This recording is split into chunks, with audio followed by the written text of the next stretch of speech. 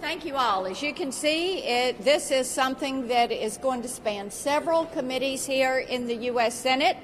It is our job to get to the bottom of what happened and then to bring forward remedies like Senator Wicker has just laid out.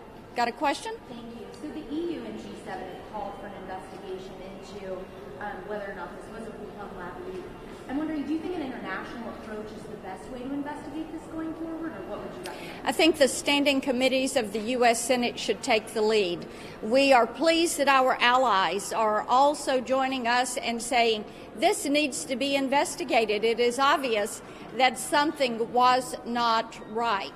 It is of concern that the WHO decided that they were going to let the communist Chinese tell them when and how they could approach this lab, and that we had to wait for months. And then also, I saw your release yesterday about firing Dr. Fauci.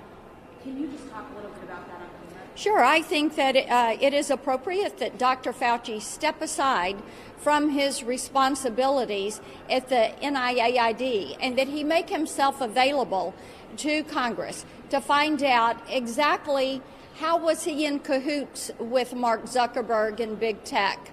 What transpired there? Did the American people hear some truth, but not the whole truth and nothing but the truth?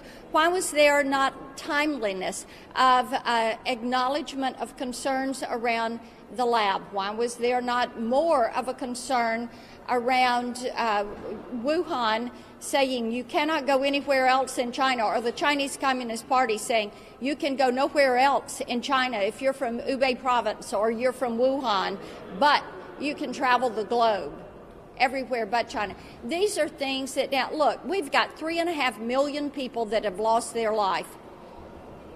3.5 million people. We have hundreds of thousands of American families who have experienced loss of life in their families to loved ones, to friends. We have loss of livelihood for hundreds of millions. We have children, precious children, that have just experienced loss of learning for a year, loss of socialization, that are showing emotional problems. And Dr. Fauci is funded by the U.S. taxpayer. And the taxpayer is saying, what did you do with our dollar? Thank you all so much.